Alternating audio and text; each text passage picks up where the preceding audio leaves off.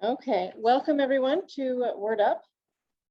We of Word Up acknowledge that some of us are situated on the traditional land of the Anishinaabe and Huron-Wendat people. Word Up is dedicated to honoring Indigenous history and culture and are committed to moving forward in the spirit of reconciliation and respect with all First Nations, Métis, and Inuit people. We share in the heartbreak of all those impacted by the discovery of children in unmarked graves at residential schools, giving this acknowledgement deeper meaning to us. So tonight, Voices at Word Up is presenting you guys with a horror writers panel with our authors, David Demchuk and Gemma Files, who join us on Zoom to discuss their work.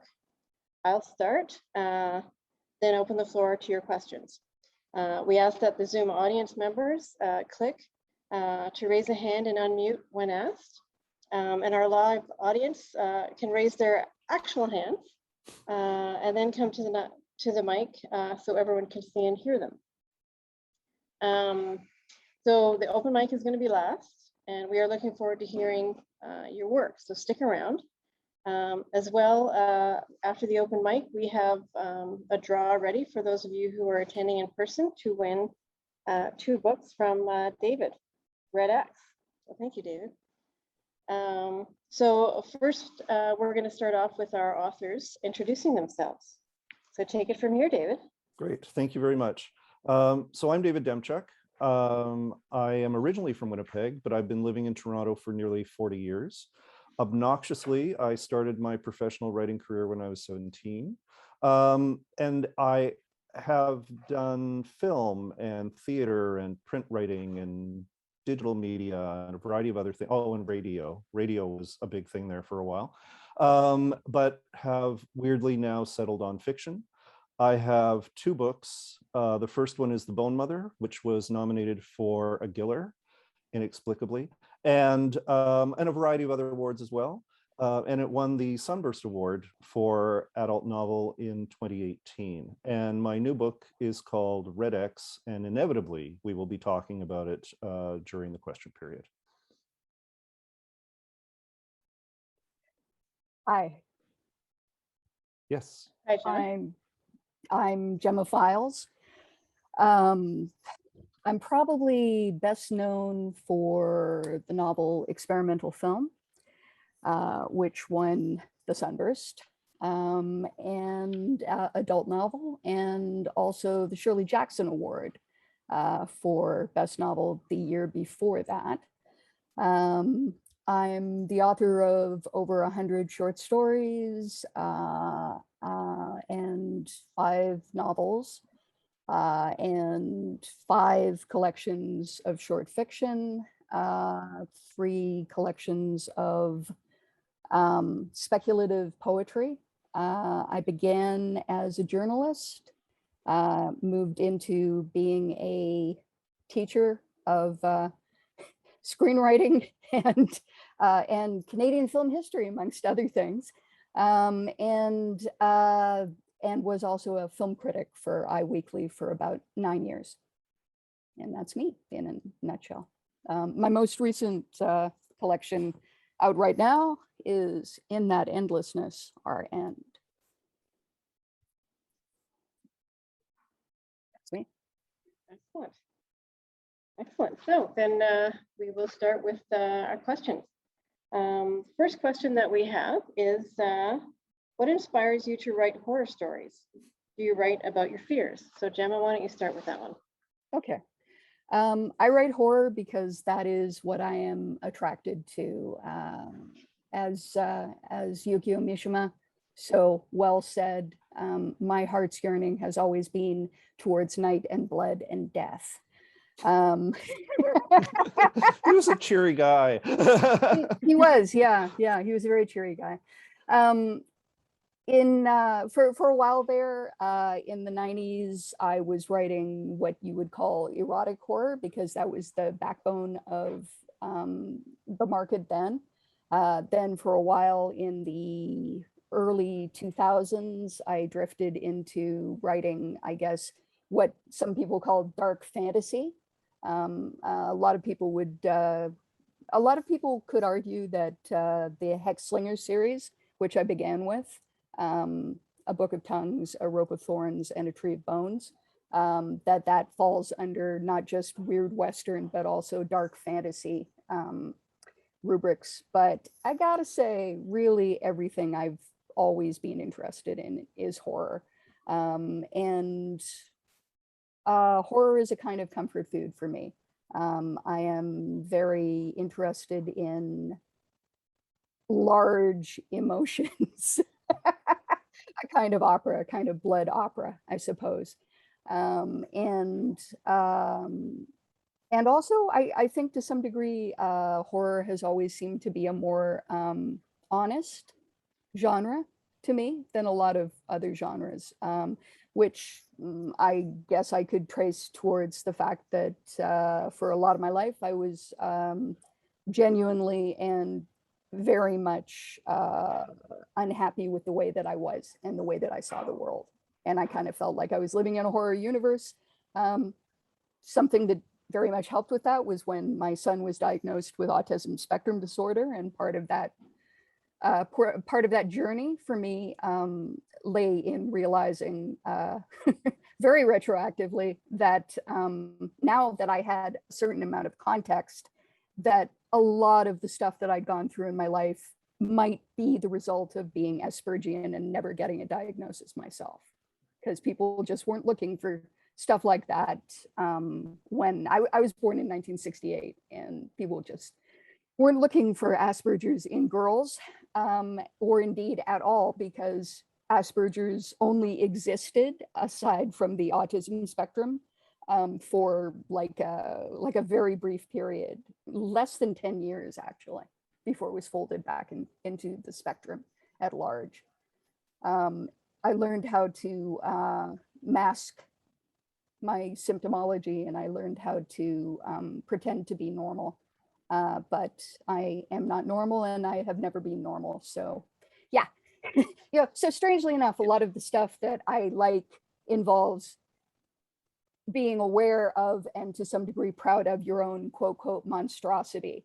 Young people who've gotten a diagnosis are sort of like, oh man, that is so much internalized ableism. And I'm like, why, yes, that is exactly what that is. And yet, much like a lot of other sort of othering currents and outsidering currents that you may feel as if you're not part of quote, quote, the mainstream, if you're not a default person, then it attracted me to horror the same way that a lot of other people have been attracted to horror by that, by this feeling that there's something quote, quote, wrong with you, and you don't know what, but you know it's you, so you can't fix it. So you can just deal with it. There you go. Yeah.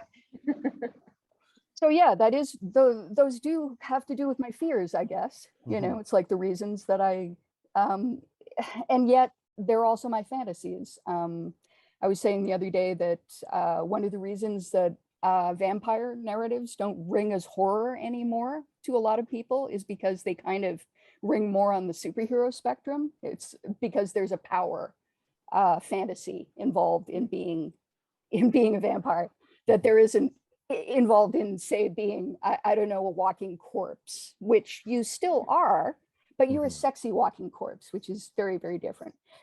You know, or, you know, I guess a werewolf, you're sexy half the time, maybe, but you also tear people apart. It depends. Is it ginger snaps, or is it, I'm trying to think of something that is less sexy than ginger snaps, which isn't really very sexy when you think about it. No, at any not rate, really. At any rate, the point is that that not only is it about my fears, but it's also about my fantasies of being accepted or having the power to tear apart people who don't accept me. Yeah. La la la. Yeah. And of course I can chime in on that because, you know, as someone who is queer, those same issues come up. That thing of being othered, that thing of being monstrous to other people, to being monstrous to yourself. That's intrinsic to my work. Yes.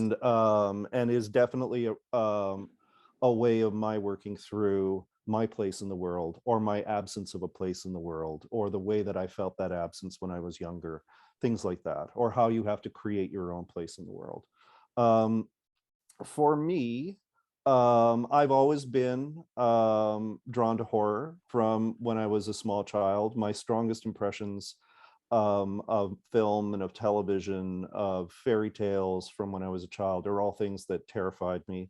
And I'm a terribly, horribly anxious person anyway. I have a long list of fears, a long list of anxieties, and yet there is this constant desire to like stick the finger in, Yes. and so Stick it in and twist it. yeah, and sometimes that is about trying to build a callus around something. Sometimes it's about trying to push yourself and go, well, how far can I go with this? You know, knowing that it's, I would say, exceptionally difficult to do any kind of psychological damage to yourself, either with a film or with a television series or with a book. You can, it's like that sort of thrill ride experience more than anything. You know, you know that it feels like you're being daring, but you're not actually putting yourself in danger, really.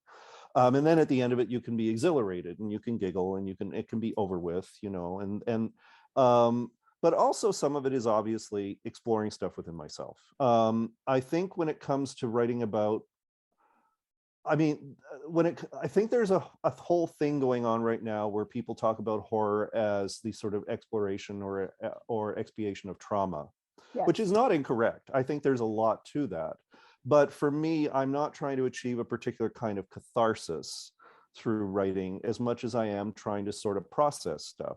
And the stuff that I'm processing is not limited to my own fears, although I have a catalog, but it's also about what our universal fears are and what our collective fears are, either by community or by culture or by changes in our communities and our cultures around us, and our responses to them, as well as my own personal stuff. There's personal stuff that I have no interest in exploring in horror, even though it's horrific. But there is other stuff that I feel, and I think this is true of many writers, there are themes you return to time and again, there are motifs that you return to time and again because you worry at them, and they're not ever going to be solved for you, but you're still seeking solutions by sort of turning them in your hands over and over again with each work that you're doing. I think that someone who has a good eye will be able to see commonalities between my first book and my second book, and probably between my second book and my third book. And they'll go, okay, these are what his obsessions are. These are the things he can't let go of. These are the things that he needs to ruminate on. They're becoming sort of the life challenge that, you know, you carry forward. Mine happen to fall in horror. I'm sure it's a great sadness for some friends that it's not rom-coms, but it's not. So that's pretty much where I'm at. Yeah, no, I agree. You know, I was doing an interview a while ago and I said, well, I mean, essentially, the reason that horror rings the truest to me is that all of us rotate around the rim of a big black hole. And we all know we're going in the hole. Nobody really knows what's in the hole, but we all know we're going to get there eventually. And, you know, so I hate to say it, but yeah, what is more central to the act of being human, to the, you know, the human lifestyle? You know, we're an animal that understands its own mortality, that understands that its own mortality exists. It's not just, oh, I feel really bad, I should, you know, go and hide underneath a house and see what happens. You know, we all know what's going to happen. And fast or slow, eventually we're going in the hole. So there's that. And the other thing that I agree with is that, yeah, there's a lot of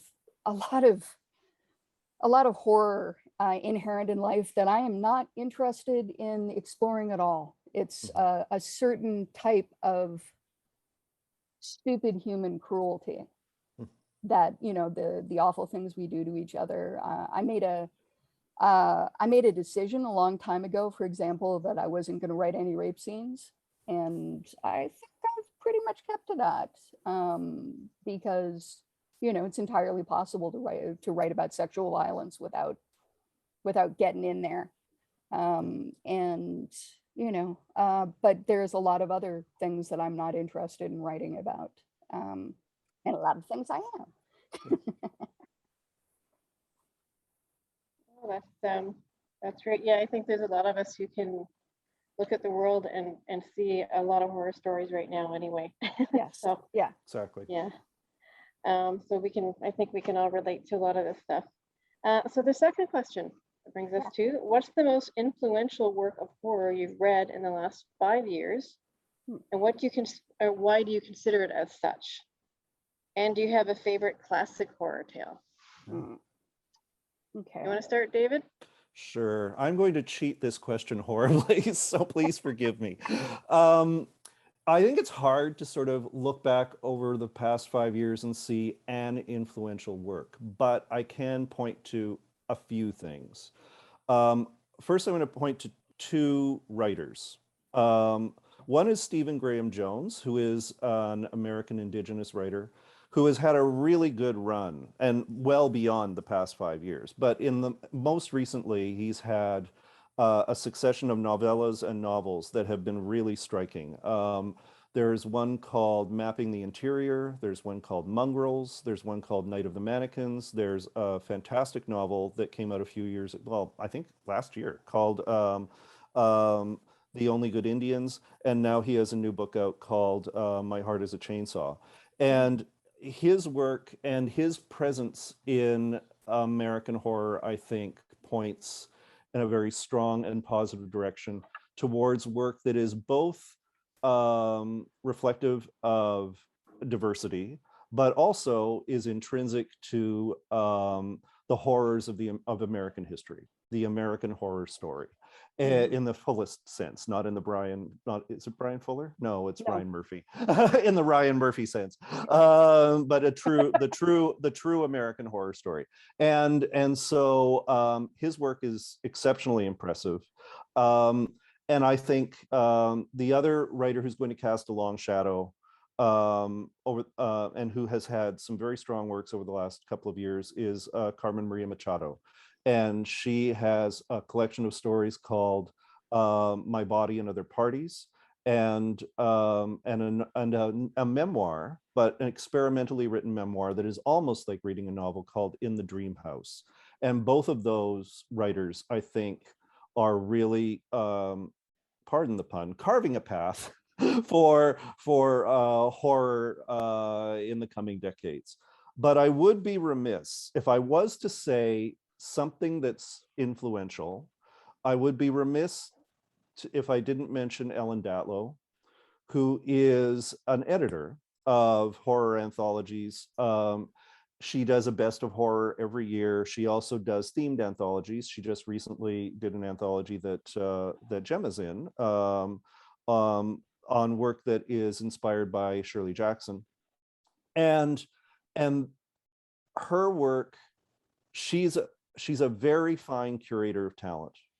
And she gives every year a sense of where horror is going as a genre, and also what horror writers to watch. And I think her choices and her guiding hand are very much influential for all of us in the horror community. And if you are someone who is new to horror or wants to see what is happening in horror today, her work is essential. All of her books, and particularly her most recent works, are incredibly strong. So I'm sorry I picked 3. That was not a cheat. That was very informative. So thanks. Okay. That's absolutely true. All of that is absolutely true. Okay. All right. I'm gonna go back a little further. When I think about what's been most influential on me, in the 70s, when I was a kid, like 11, during the worst time in my life, I came across Dracula. And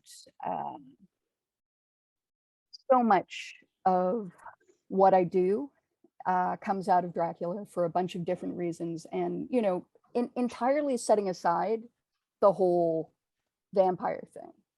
Dracula is Dracula is an epistolary novel. It's slung together from a curated bunch of documents. So you've got diary entries, and you've got letters, and you've got newspaper coverage of various things. You've got communications between characters, the equivalent of the very, very early internet, i.e. the telegraph system. It is very much a story that was written at a particular time period, and he's folding all the technical knowledge of that time period into his story. He has people using as much as they can about in terms of the ways to communicate with each other, in terms of the ways to support each other, in terms of the ways to travel with or after each other. And so in a lot of ways, it's like it's like reading a contemporary thriller that happens to be set in 1898. And it's like reading a found footage narrative that happens to be set in 1898. And a lot of what I have done, particularly over the last, I'd say 10 years, has kind of fallen under that roster, the idea of found footage, the idea of creating the equivalent, the on page of a found footage movie. And I think really that goes all the way back to Dracula.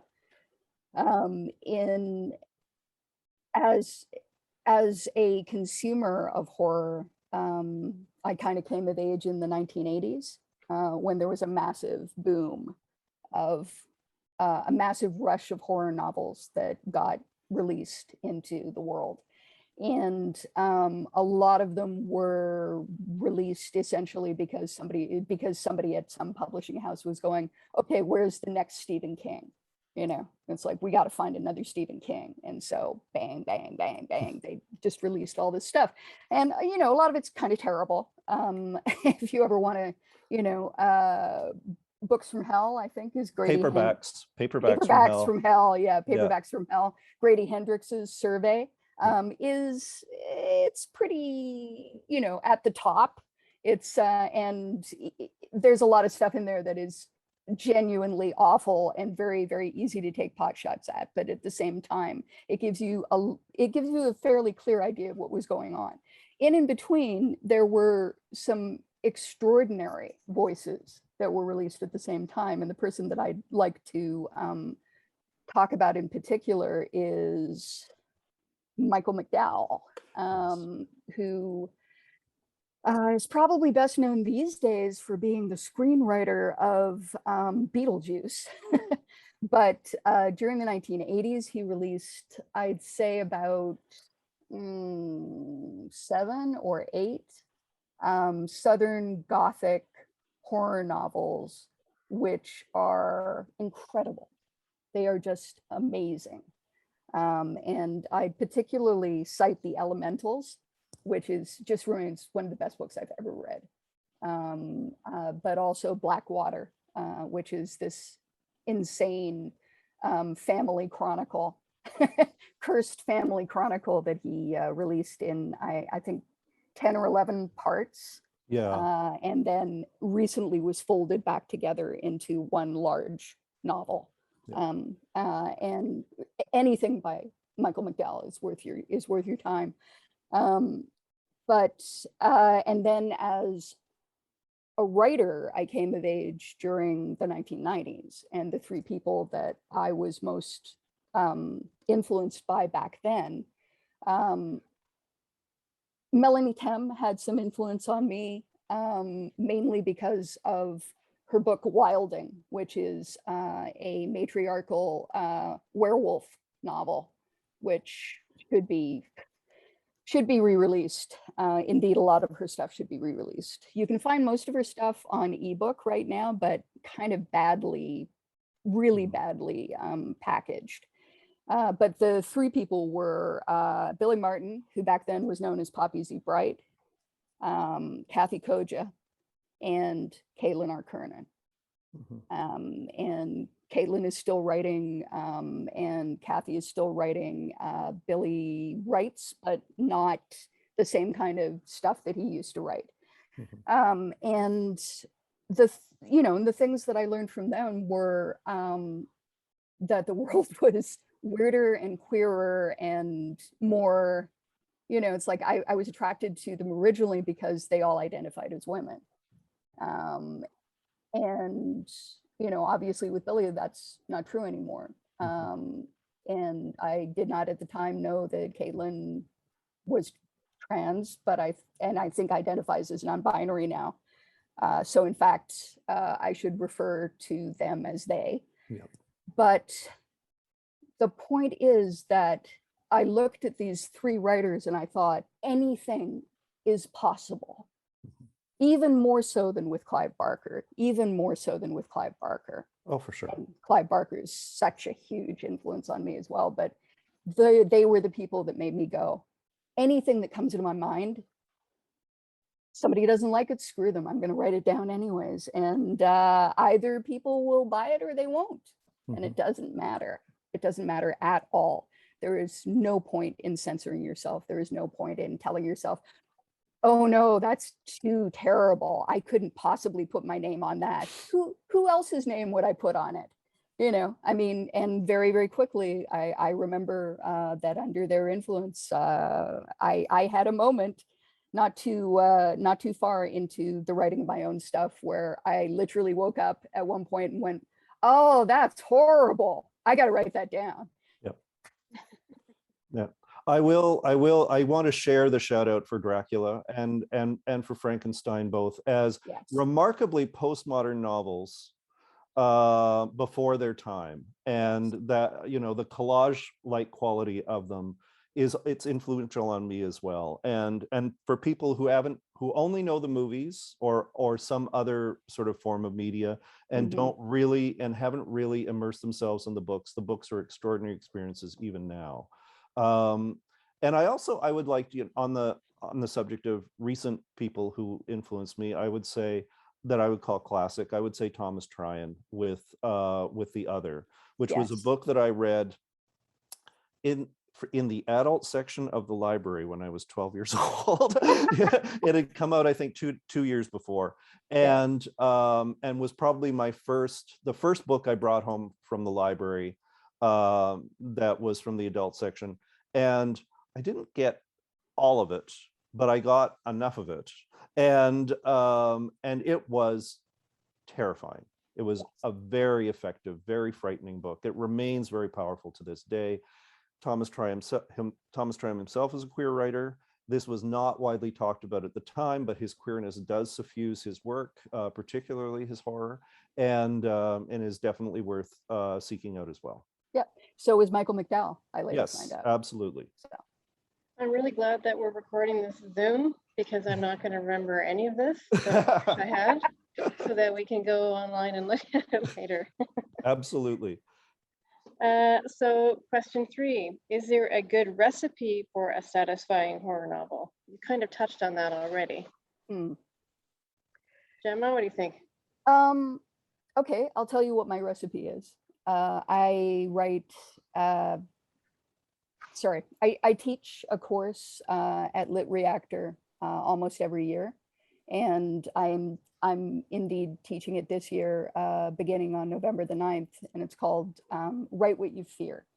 And the point of it is to, sorry to advertise, but no, there's a point to this.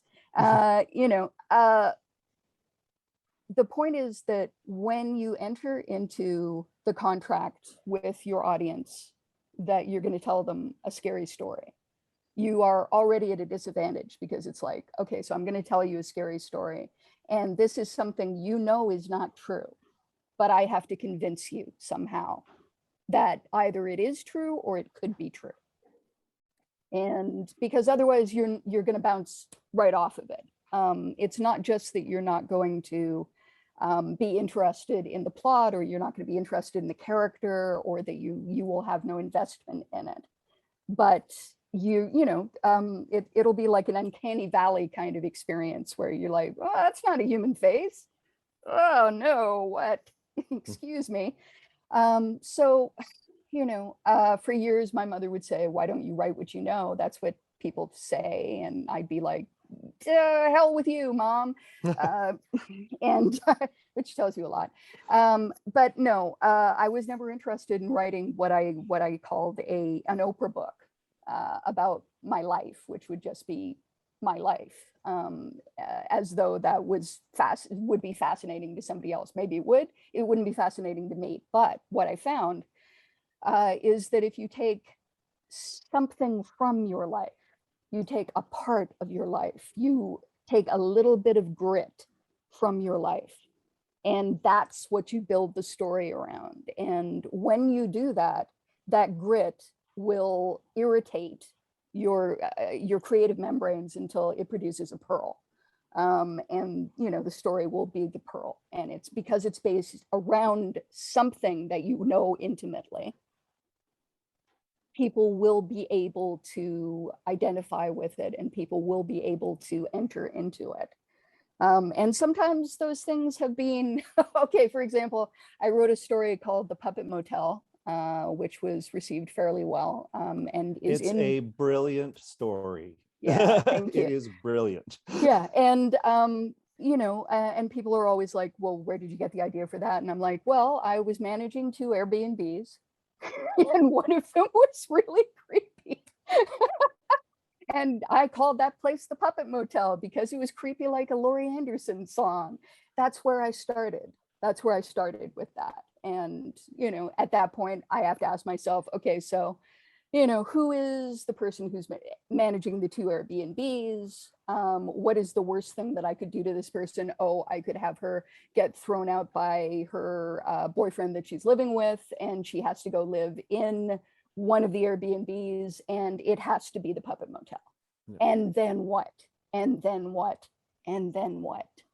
And so, similarly in experimental film, I tried to write that book for 3 years until one day I suddenly went, oh man, I'm gonna have to be the main character, aren't I? Yes, I am. Oh my God.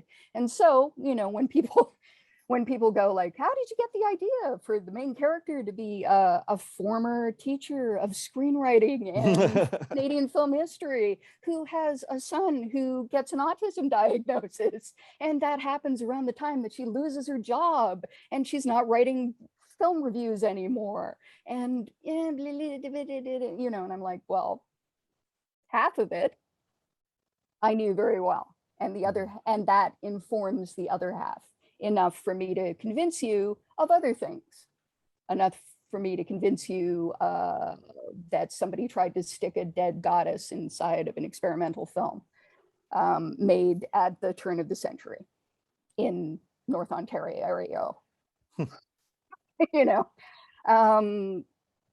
Hopefully I convince you of those things. And so that's what I believe about writing horror. I think there has to be something of truth in it. And I believe that because horror is the most honest genre that I know, that there always is something of truth in it, whether we expect there to be or not. So, yeah. I think one of the virtues of horror as well is that it's a very elastic medium. You can introduce, because what you're doing with horror, I guess, like with say romance, which has very specific expectations for its audience. to the point where some of them have little anagrams, a little, Yep. you know, like, Happy ending, guaranteed yeah, happy ending. guaranteed happy ending or conditional happy and happy for now, Yes. things like that. Yep. With horror, the understanding is that, I mean, it's about an effect that is going to happen upon you. And people are remarkably forgiving, I have found, as long as you're gesturing towards that effect. Because then Yeah. they go, oh yes, this is the payoff, whatever that may happen to be, it's horror. And so if you give a horror fan horror, they're like, oh, I'm just so glad to get horror and not whatever else, you know? So that's one of the, and so you can be quite experimental. Mhm. You can have characters that are phenomenally unlikable. You can have you can have really contorted plots. You can Yep. have a wild timeline. You can do all kinds of things with horror. As long as you're delivering the horror, people go, okay, sure, I'll keep turning the pages. And that, I mean, there are other things involved, obviously. You should try to engage people, but if you're doing that, you know, then people will continue through it. So I feel a great deal of confidence with that. I will say that I mean, particularly with Red X, I drew a lot of stuff from my own personal life. That, in fact, is basically, you know, one of the things that sells the book is that it's Mhm. a combination of horror fiction and memoir. And the memoir in the book, a lot of people have asked, well, you know, how much is true? And effectively, the stuff that's memoir is I would say 98% true. Mm. There is one particular anecdote where I fudged a little because I was going for a particular effect, but virtually everything else is 100% real. And that, but I was choosy about what I was going to reveal about myself in the book and what I wasn't, and how it was going to connect to the horror of the book overall. So that's one example. The other example is that we also, I think, respond really strongly to horror stories that are part of folklore, are part of fairy tale, are things that have scared us in the past, and looking at new ways of telling those stories, particularly to be more truthful, to be more current, to represent the fears that we have in the present day. I have a story that is going to come out shortly that I'm extremely proud of, that I think Jem is aware of, called Anushka the Christmas Spider. Now, Yes. there you go. See the delight of having Anushka the Christmas Spider in the world. So for those of you who aren't Ukrainian, you know, there is in fact this thing. We have a Christmas spider because we're deeply screwed up people. So the Christmas spider story is that, you know, on Christmas Eve, there's a poor family. They have no food. They have no heat. They are huddled in the dark around a candle, you know, and they feel, because we're Ukrainian, they feel like, oh no, we will not be blessed by the Christ child because we have no way of decorating our tree.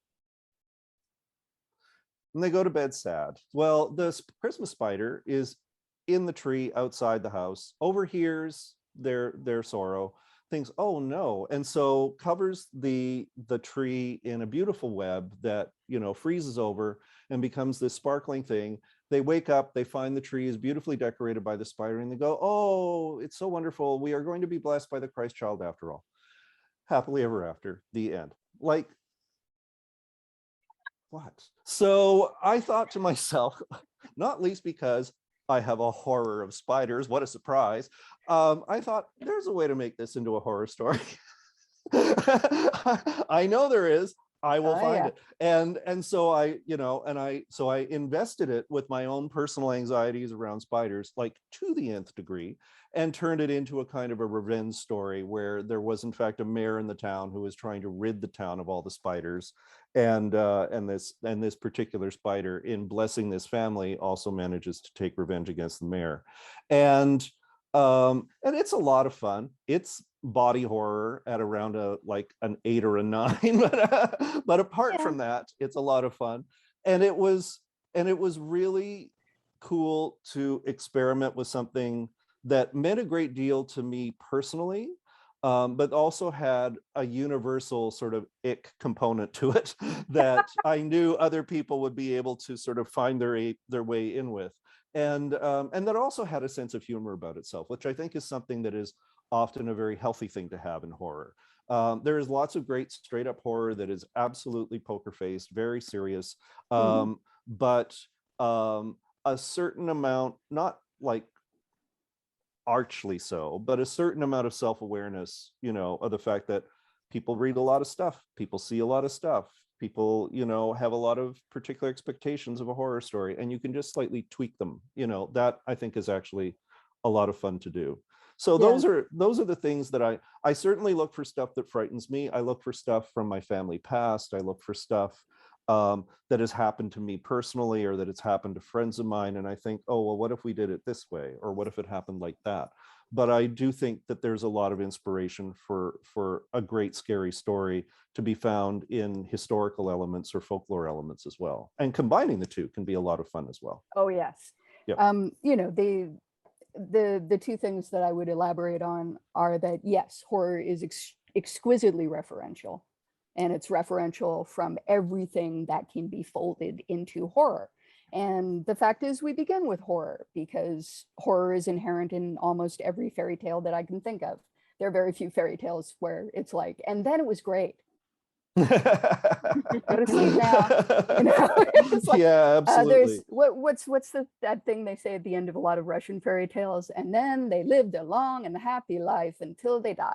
Yeah, well, that's a very, you know, Eastern Yeah. European sentiment. Exactly. You know, or it's a who knows how they lived, who knows what happens after this, you know. It's like, just give me another drink because the first one fell down my yeah, exactly. fell down my shirt. Yeah. But yeah, so there's that. So much to cherry pick from. I have a methodology that I sometimes call one from column A, one from column B, and the one from column A and one from column B will be like subject matter slash plot versus delivery system slash voice. Yep. You know, Yep. methodology. You know, it's like, so I'm going to write like Thomas Ligotti if he was doing Evil Dead, you know, or whatever. And because I am a big horror film person, because I'm a big film person generally, a lot of my referentials are filmically based rather than literarily based, but I also like literature.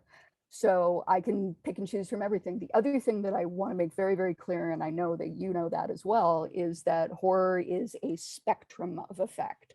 A lot of people think that it lives at the intersection of gore and porno streets, and that's not true. It's part of it does. You know, it can, but it doesn't have to go there and stay there. You know, there's a whole bunch of other stuff along that spectrum that you go through. And there's a lot of stuff that is just weird or creepy or unsettling or slightly off, or something that is wrong. Yeah, something is wrong, or that's dedicated to a particular kind of psychological exploration, where it takes a while for you to figure out, you know, even if there is an occult or supernatural or unnatural component to it, because it just sort of draws things along. And some of the best work never does resolve that question.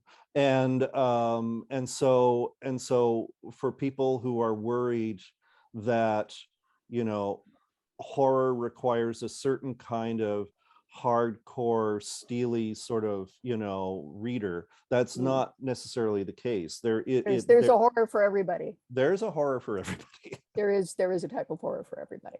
Yeah. And I like most of it. So True. I think you guys have touched on a lot of things, mostly that you have to have truth in your story, which I think is the same for almost everything that we write or that we read. Yeah.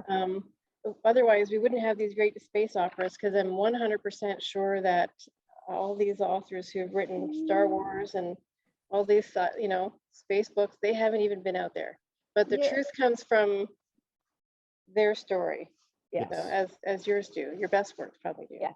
Yeah, and there is a truth to space opera. There is a truth of a sort. There are things people yearn to see. Yeah. I don't think that people necessarily yearn to see what Gemma and I are doing, but people want to believe that there's good in the world. People want to believe that it can overcome evil. People want to believe that there is a path forward. People want to believe that you can work together towards a common goal. Yeah. Gemma and I are like, It's great you believe that. Although some of the best narratives that I've seen about that have been in some of the cheesiest horror flicks that I've ever seen. So, you know, I mean, think about From Dusk Till Dawn. Yeah. You know, Tarantino Rodriguez, which contains the best monologue about that I've ever heard, which is Seth Gecko going, you know, those creatures out there are straight from fucking hell. So if there's a hell, Jacob, there's got to be a heaven. Got to be. So are you a faithless preacher or a mean motherfucking servant of God? I'm a mean servant of God. Yeah, exactly. Yeah. Yeah, no, I think that's the core of a lot of what we're struggling with ourselves as writers is, you know, what is the truth of good and evil, of growth and rot, of life and death, Yes. and how we position ourselves within it, and what we need to do to survive the knowledge of that, as you pointed out, as creatures who are aware of our own mortality. We are coming up against it constantly, and through writing it, through processing it, we are giving our readers an opportunity to come with us on that journey, in a relatively safe and guided way. Yes. And that and when it works well, and when it works really well, I think it results in a surprisingly emotional experience, a surprisingly compassionate experience. Yes, very much so. Because what we always want to think, I mean, there are two things that we want to think. And the first one is we want to think that our pain was for something, that there was some point to the pain that we suffered. And the second thing that we want to think is that the love that we have for other people will outlive us. Yes. And that there was a point to loving things that we know are transient.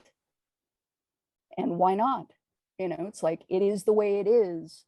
Why not eat the apple and find it sweet? Why not love instead of hate? Why not? We do these things not because they are easy, but because they are hard. Yeah, but at the same time, there are so many people who fear that loss, and so therefore fear love, and so therefore shield themselves from love. And those are the people who become, I think, isolated, embittered, and are ripe for villainy. and flinchy and weird. I mean, it's like there's some people who genuinely seem to think that if you consider all the bad things that could potentially happen, then those bad things will happen. Yeah. Like the one leads to the other, like, if you think bad thoughts, you'll get cancer. And I'm like, dude, you have no power over whether you get cancer or not. But I think it's probably better to consider, because then it won't come out of left field and make you go, there is no God. Oh, yeah. Or whatever. Yeah. Or whatever. There we go. We're just going off in our own world now. Sorry about that. No, it's okay. It's all, no one's falling asleep here. So we're good, right? I think we are at a good spot now. So we're approaching 8 o'clock, but maybe if anyone from the audience has any questions. Sure. For our authors. I can actually put the mic up and everything. Hey. Does anybody on Zoom have any questions for our authors? Is that Bruce with a question? Yeah, I'm interested in, I missed most of the first question, so I apologize.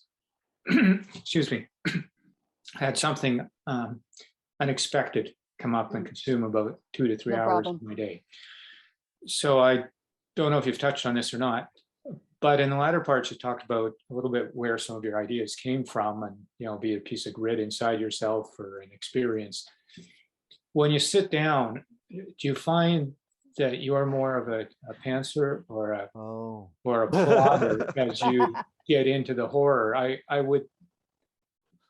Well, I don't know. I have a preconceived that this is more of a Panzer type approach, but obviously it depends on the person. So I'm curious how you go from that point forward. Gemma, You go first. Okay, I I'll can't go wait. Okay. I am very much an outliner, but often my outline starts starts with, wouldn't it be awful if this happened? So often I start with a beginning and an end, and then I have to figure out how to get from the beginning to the end. Not so much how, not so much how as why. Like, why do we start here and end up here? A lot of this is character work. A lot of this is finding the voice of the character. A lot of this is understanding that there is going to be some alchemical stuff that happens in the middle of the story, particularly as you move into like the back half of the story, or the third section of the story, the third act of the story.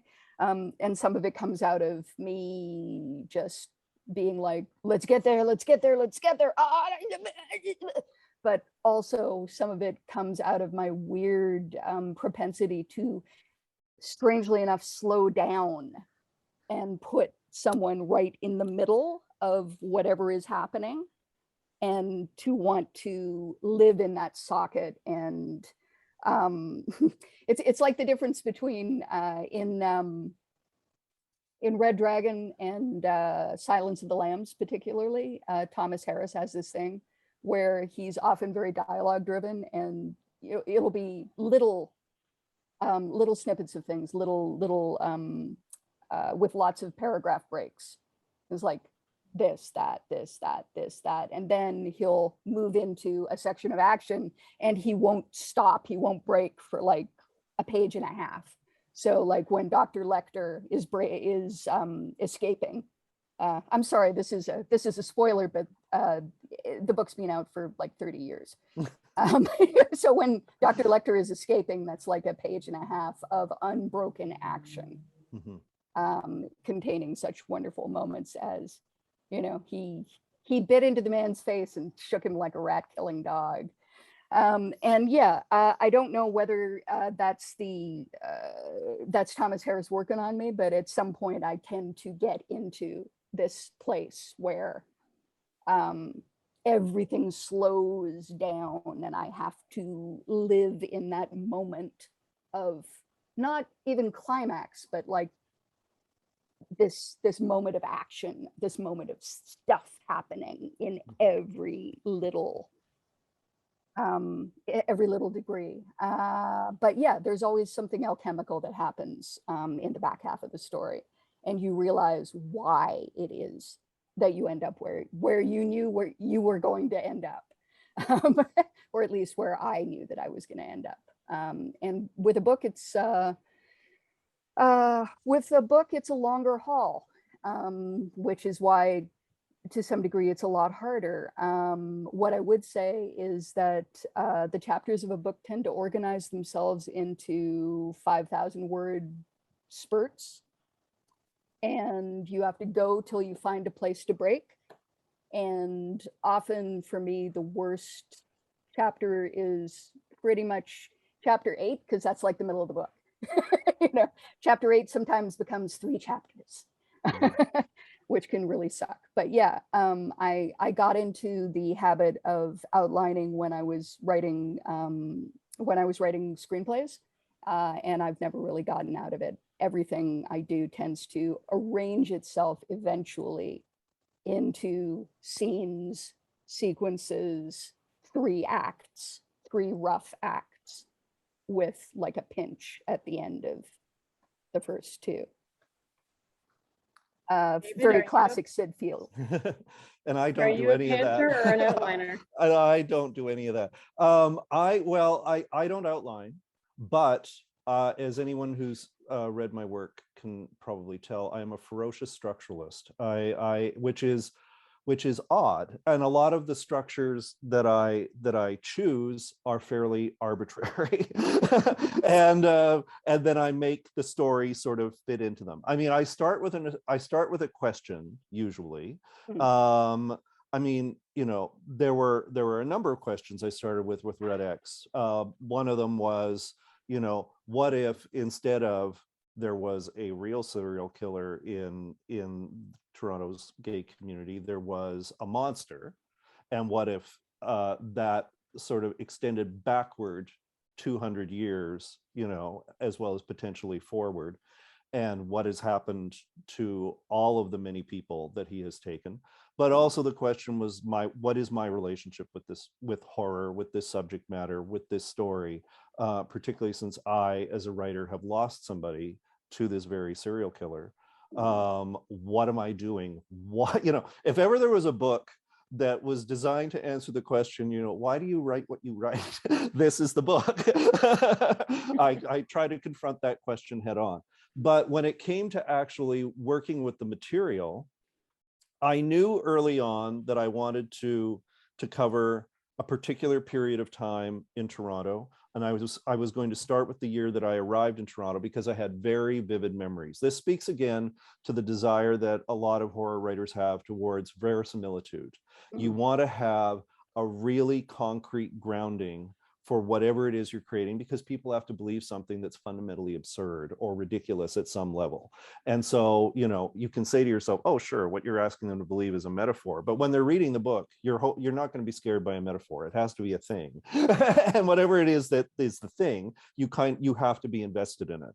And so I knew that I wanted to start with something that I had really vivid, intense sense memory of, or that I would be able to research relatively easily, even though it was pre-internet, because we've lost a lot of stuff, particularly in marginalized communities as a result of this, because a lot of that stuff just never transferred over. So I wanted to start there, and I wanted to arrive pretty close to 2018, which is when I fantasized the book was coming out, which was not the case.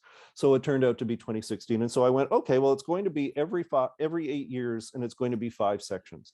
And then, because I already knew to a certain extent what was going to be happening, although I started it really well before any of the Bruce MacArthur stuff came up, I thought to myself, I'm going to want to inject some kind, like essays or diary entries or some sort of thing from myself, and I'm going to want to include those in between the fiction sections.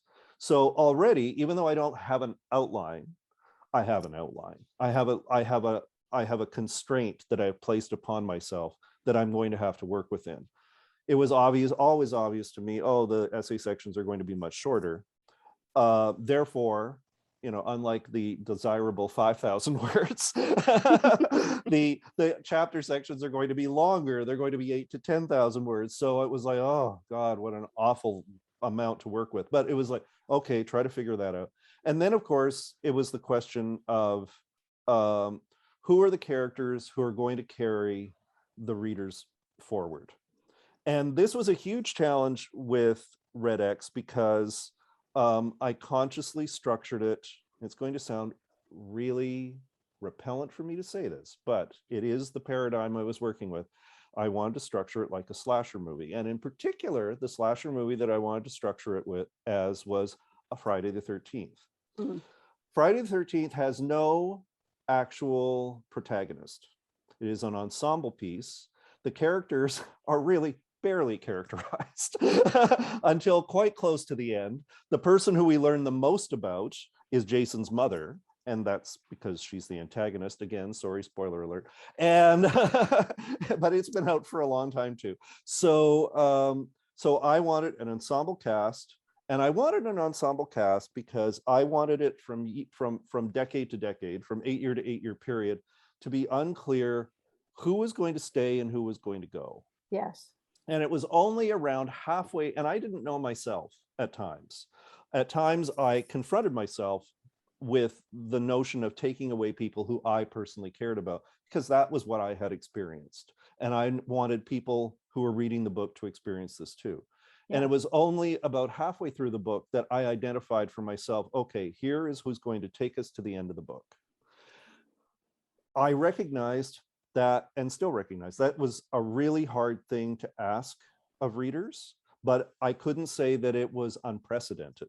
Yeah. And I could point very clearly to a precedent. So that was an important thing for me. A lot of people were, I guess, at the beginning of the book's release were under the assumption that it was going to be, because I'm an old white gay man, that it was going to be about white gay men and their experiences with the loss of white gay men. And in fact, the core group in the book is quite a diverse mix of people, including cisgender women, trans women, straight women, lesbians, and a variety of queer men. And that was also very important to me, because that's the community that I know and that I've grown up in while I've been here in Toronto. And I wanted to reflect that as much as I could, but I couldn't tell anyone. I wanted it to be a surprise, which I think it has been.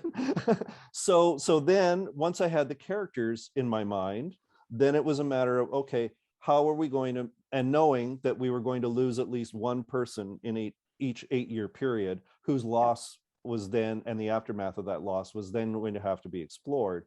It was like, how does that affect these characters? Who's being brought in as a character? Who's being removed as a character? How are we moving forward? And that was very much an issue all the way through. At a certain point, and I think that's true of most of my work, at a certain point, I'm about a third of the way in, maybe, where I go, okay, I'm going to need, even if I don't commit to it, I'm going to need to outline a certain amount, extrapolating from what I already know. It's very hard for me to outline from the very beginning, because I start to feel like I've already written the story, and then I lose a lot of the juice that keeps me going. But if I pants for a while, knowing that I have a framework, and then sort of reach a point where, say, the first major crisis has occurred for the characters, then I can go, okay, well, what are my options? What could possibly take me at least to, you know, this later step? And then I give it a try and see how it goes. Once I get to the final third, I do a lot of outlining. I do a lot of extrapolating. I make a lot of choices. Often I don't stick with them. I have an image in mind, usually, of what the ending is going to be, but particularly in this book, the final image is something that happens after the resolution of what happens for the key characters in the book, because you're still stuck, I'm sad to say, with me. So, so I always had an image in my mind of where I was going to end up at the end of the book. But right down to the last 10 pages, 15 pages of what was happening with the core characters, I wasn't sure who was going to live and who was going to die. And I wasn't sure how it was going to play out. And I only really got it as soon as I figured out where the final scenes for them were going to take place. And what was in that space, which thankfully I had set up earlier on, but what was in that space that I could make use of, that would sort of, to make everything fall into place. So that, it sounds very murky. It does, and I got to tell you, actually, it is very murky when you write it, when you go through the process. But and it was quite funny. The first draft, first full draft that I sent in to the publisher, he wrote back and he said, there are some characters we lose track of for 16 years, and I kind of think we need to know what's happened with them. And I was like, So I went back and I was like, this and this and this. So there's, you know, it's a process. A lot of people think, particularly when it comes to genre, that there is a templated approach. And sometimes when we use a concept like recipe, it does feel like maybe we each have our own sort of template for how it is we go about stuff, but it doesn't actually in the end really work that way. One of the benefits, in fact, of horror is that the messier it is, and the less you reveal, the more secrets you keep to yourself, often the more effective it is, because people are like, well, why is that happening? What is that about? There was one note I got, which I really loved. There's a whole thing, it's a kind of a MacGuffin. There's a whole thing that goes on in the book around an unhoused guy in the village who collects playing cards. And he meets a very bad end. And playing cards start turning up after he's gone. in a variety of places, including in one hotel's restaurant washroom. And my editor came back and he said, I don't know why you're putting it there. Maybe you should just take it out. I said, I'm putting it there because it's spookier that way. and that was the end of that. He was like, okay, Yep. fair. Yeah. Totally fair. Sometimes you're just doing things to be spooky. And it's like, you know, there's a thing around I guess a kind of a ghost in the book as well. And some characters come back in this form and some characters don't. And it's like, well, that's just because they do. That's all there is to it. Sometimes you have to make that choice. Yeah. And horror allows you to make that choice. That's not a choice you can easily make in a Western. That's not a choice you can easily make. You can, though. Yeah, I mean, it can happen, but you know, it's not a choice you can easily make in a rom-com unless what you're doing is you're making a point of saying sometimes there's fate, sometimes there's serendipity, sometimes there's, and that's a perfectly viable choice. Each of the genres has its own rules, but I find that horror is very generous in the things that it allows you to do. And as a result, it gives you a tremendous amount of freedom. Yeah. And so you can do things like have an entire chapter that is nothing but dialogue. You can do things that have that, you know, where you have a chapter where there's like two words on the page. You can have, or you can go without paragraph breaks for like 60 pages. If a reader's engaged and is engaged on the level that you are providing them with the experience that they feel that they've signed on for, they'll go with you. They'll go with you. You can create that trust and you can take people anywhere. Yeah. There's often an obsession with rules in horror. And, you know, listen, it is true that horror is a genre which works to some degree because terrible things happen for no reason all the time in real life, but in horror, they happen for reasons.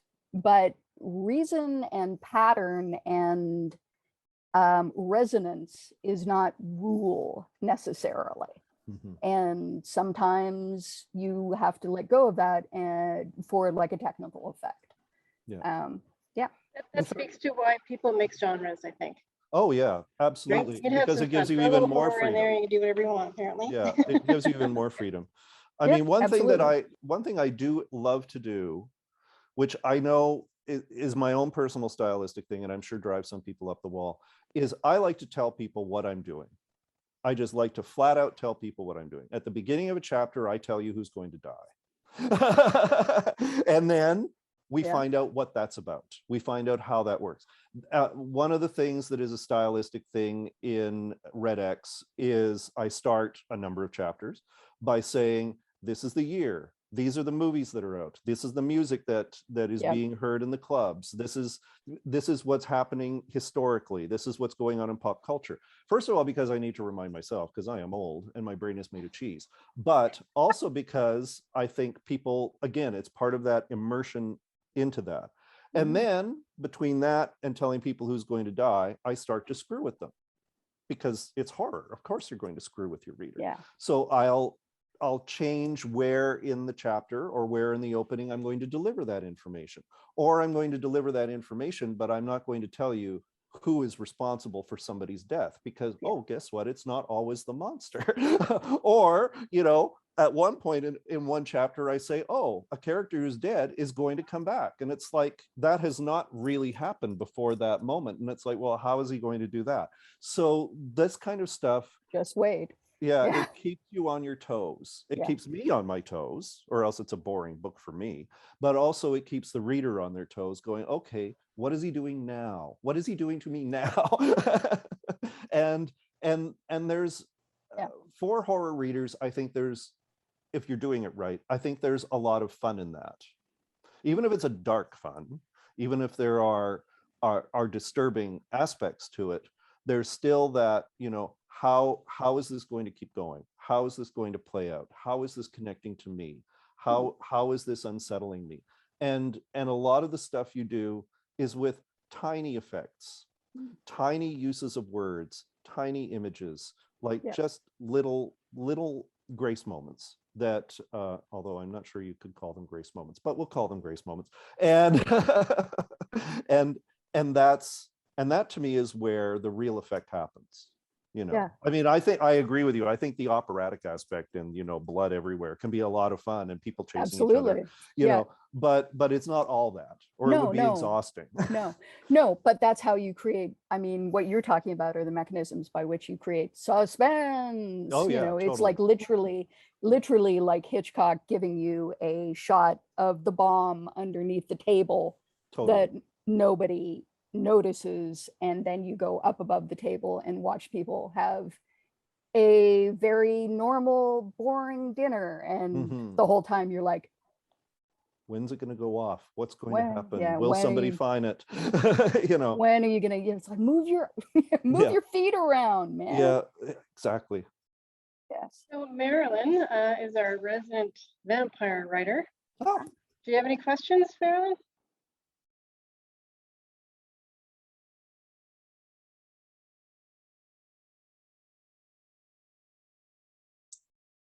There you go. There we go. Not really, because a lot of the process I agree with. I mean, like I don't do a lot of outlining when I'm writing my horror, and because mine is kind of an atypical. I have vampires mixed with angels and demons. There's a very strong Christian theme. Yeah.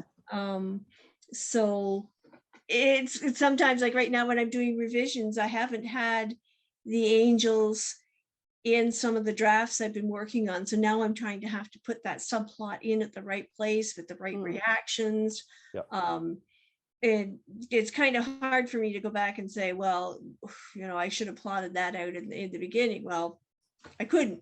So but yeah, I like the little twists. I think Linda would probably say that I do throw a few twists at my reader as I'm going through, but I don't really have any questions, because, as I say, I agree with a lot of the process that both of you have described. I mean, sometimes it's just great to jump in. Sometimes you and sometimes that's the only way you can really begin to work out what it is you're trying to get at, is to just you put yourself into the material. You have a question in mind or a direction you think you want to go, and you have to let it play out to a certain extent in order to be able to determine, you know, what's really going on, what the larger structure is, and things like that. Yeah, when I did my first book, I actually had 3 ways it could have ended, and I didn't know which way it was going to end until I actually got there. Yes, exactly. Yeah. Which is great, because that also means that for your reader, they're not sure how it's going to end either. They see a range of possibilities.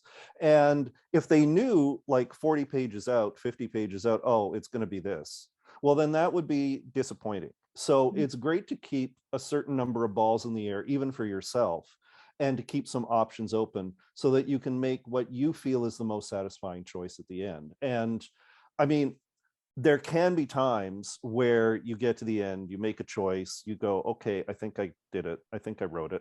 And then you walk away for a while and you go, no, actually, I could be doing this. Or I didn't think of that. Or someone else, you know. Yeah. Personally, I think what the ending I wrote was ideal, because it has led me into, I'm doing actually a series. Perfect. In this set of books. So, you know, having the character come through the way that he did, the protagonist, it really left me open for this whole range of books.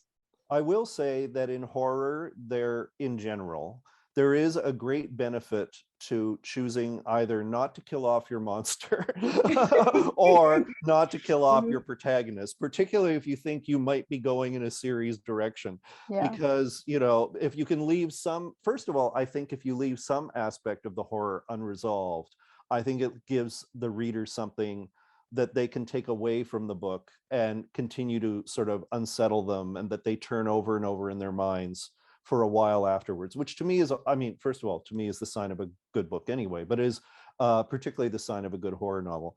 And if you keep your protagonist alive purely from a series point of view, even if you decide in the second book you're going to kill him on page 10, you've created some sort of bridge that is not necessarily just the monster, but is something that can keep people sort of engaged for at least a period of time. But again, I mean, horror also can take you in a direction where you decide, okay, there's the prequel. Okay, there's the side story that, you know, was in this, that we're now going to make front and center. Oh, we haven't really told it from this perspective. Oh, meanwhile, it was happening over here in another city. Like, there are lots of options that are open to you if you open them up for yourself. Yeah, Exactly. Yeah, I agree. Sure. Right. Well, thank you, panelists, David, Gemma, and our few people there on Zoom. We're going to open it up to open mic now. And then once we're done our open mic, then we're going to give away, we're going to do a draw for 2 of David's books, who generously sent them along. So thank you. You're very Let's welcome. see if there's anyone here who's ready for open mic. We have 5 minutes. Has anyone here got anything to share? Oh, we do. I will. Definitely have to change the mic.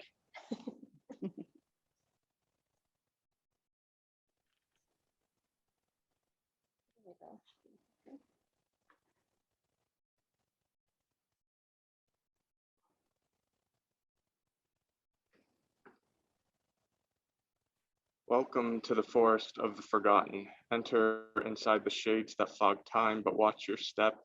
As the bog of uncertainty is a swamp that encircles the dying trees, witness the bark bleed, a putrid, pus-ridden green nature.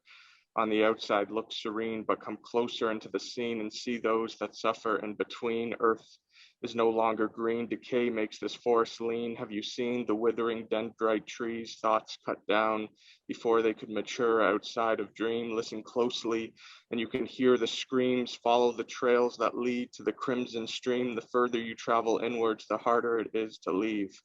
Do you need a short reprieve on the butchered stump of a former dream, an idea that once represented me, but these leaves have reposed into the soil? You must be getting closer, for you can hear the lake boil, steam so thick it fogs. Listen to the sound of the frogs. They won't survive very long, for in this mire beasts transpire. To the stronger does this forest admire. It preys on the hopeful winds. Under the water leviathans swim, beasts that will feast on skin, breathe breath like fire. They char from within, then drag you under, masking your cries with thunder. If you've come this far, don't let your steps be a blunder. Cross the bridge before lightning ignites it asunder.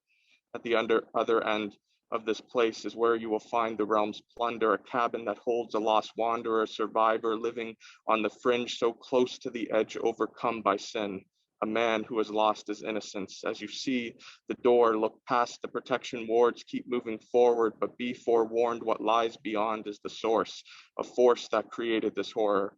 A voice sparks the darkness like a candle. Why do you hesitate to turn the handle? Slowly, the door opens to reflect an entity much like yourself. The enigma smiles, my friend, it has been a while. How I've waited for your arrival. This flame will ward off the crocodiles, the creatures that devour our trees, tear us down from the seams. How I've grown so weary. Inside your head lies one final query. What infernal being beckoned you to this nightmarish dream? For the answer lies within you, lies within me. I am truly sorry. I tried so hard to make this place beam with sunlight's gleam. I tried so hard to erase the creatures that haunt our dreams and came so close, only to stop in fear they would be the ones to devour me. Now all I wish for is reprieve, a way to leave this decrepit reality. However, without breathing a new dream to take my place, I would remain caretaker of the sacred flame. I've witnessed your struggles every night. Your ambitions seem right. You have made it past the many realms, mired in our internal strife. I want to believe you can bring new life to this world, poisoned by our self-fulfilling blight. Soon I will become the darkness unmade of all light, but inside your eyes I sense the bright. Don't let the shades blind your sight. You must fight with all your might to reclaim the hope we have lost. I know I ask for much, but I have one last request. Please don't let me be forgot. The man bows, his heavy head relieved. His burden will soon be lifted. Turning away, no longer able to face my direction, he leaves me alone inside this twisted dream. Inching towards the window, I now see the curse he had to perceive. Countless tombstones, all different variations of me, past, present, and future. May I rest in peace. May I be the last to see. I must succeed, for I will not lay this trauma. I will not rest this burden on another version of me.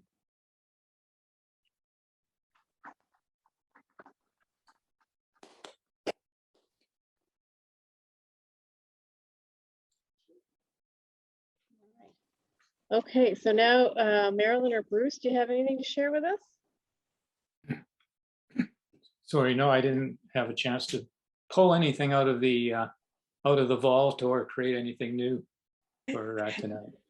And I got sidetracked today. I did look, but I didn't find anything that I wanted to read. And then I got kind of sidetracked with other things. And yeah, life gets in the way sometimes. Oh, absolutely, especially now. I have something for a change. Ah,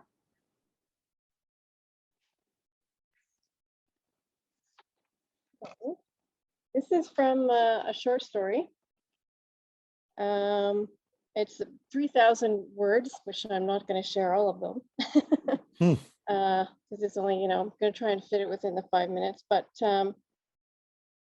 it's basically about a man who has been shot in the head by a police officer in the United States. Or I guess I shouldn't say United States. It's in a town. I haven't actually said in the story where it is. And the man doesn't die. He is a black man. There's a bit of language in here spoken from the character, the officer, not from me. I feel like I want to make that clear. And I've just kind of he's been shot, and he's a man who doesn't die, and he's just waited at home for this officer to get back to his house. So he's waiting in his kitchen for him to be home, and they've already started a sort of a conversation.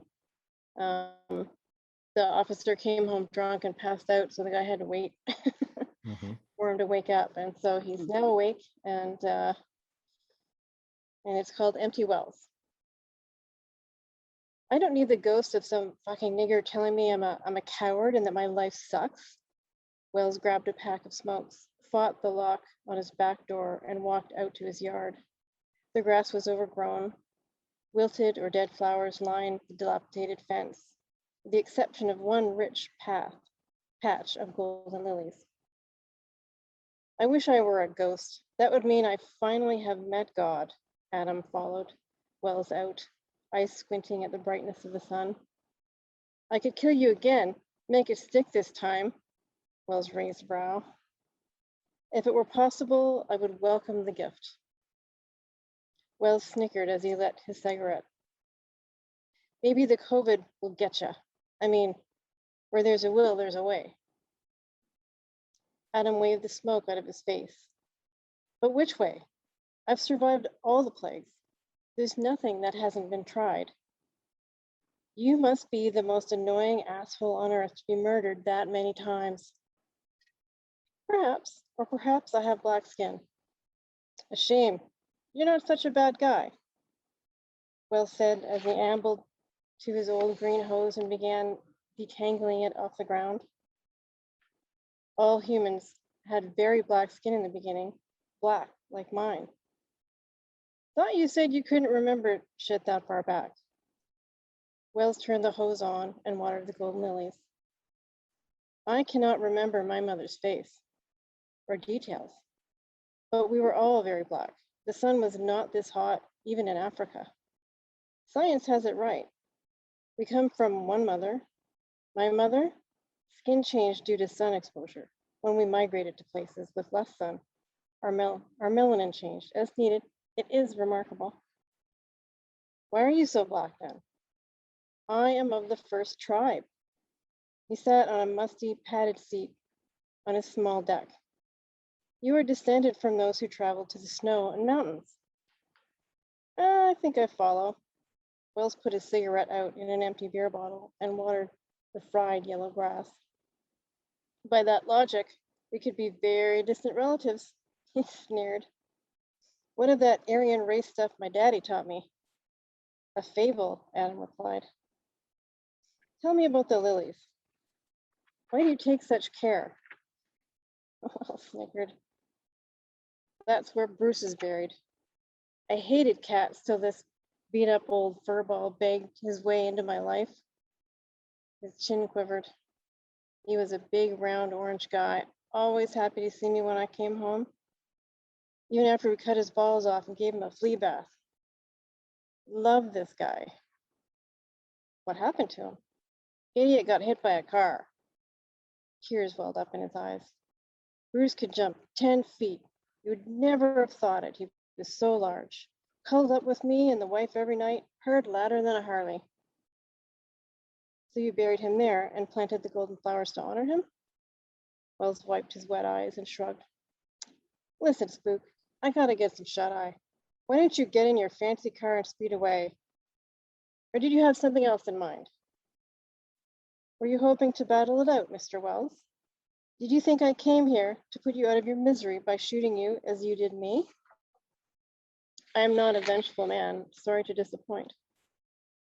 Wells let out a dry laugh and a cough. Get out of my sight. You got a fancy car right off into the sunset in that sweet thing and leave me be. It's been impounded, and you killed me, it's not mine anymore. Man, you said you don't die. Just go tell them so I can get back to my life. I can't do that. I'd be poked and prodded, tested and subjected.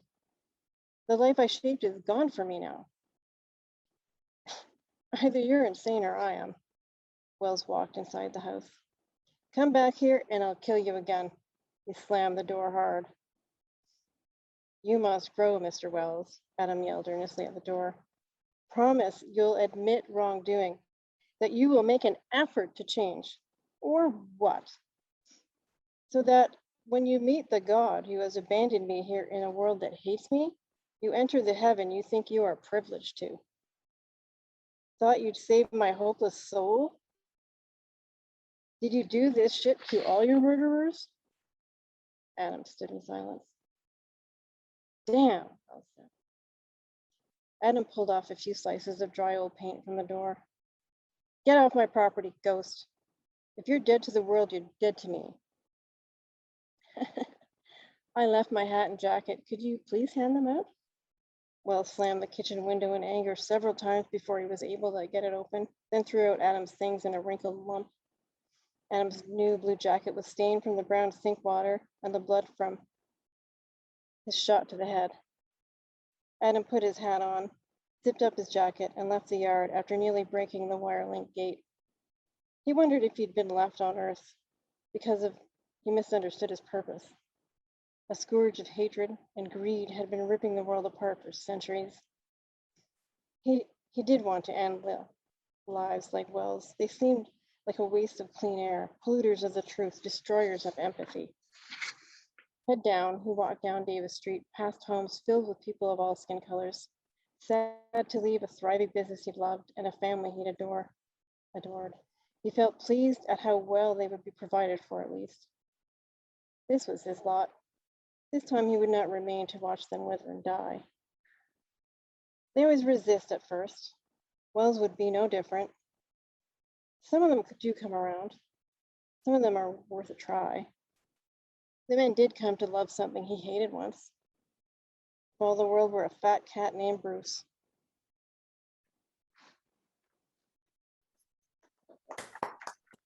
Nice. Thank you, guys. So that kind of concludes our evening. However, if you guys are interested in purchasing the books, there are links on wordupbarrie.com. And November 11th, we have a special Remembrance Day panel. Join our two local panelists, Trudy Romanek, who wrote the play Bright Daybreak, and Danielle Kostrich, also a playwright of We Must Have More Men. Both have written insightful plays based on world wars. So it's very, very fitting Remembrance Day event. You'll not only learn about some of the people Barrie streets are named after, but maybe gain a little bit of insight. And one more thing, we have 2 books to give away. So I need someone who's at least my height, so maybe Lila, because if I put the basket up here, you guys are still going to be able to read into it. There are.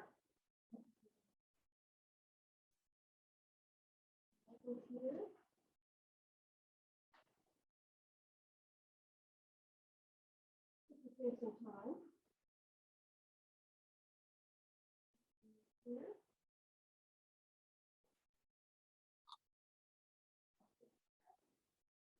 Yeah, pretty good chances to win.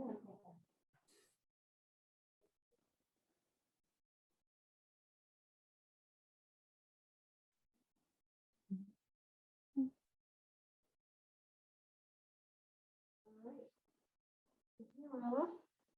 Well, so these guys can see. You can do it. We can't falter if she picks her own. I did too. Seriously. Well, congratulations. There's 2.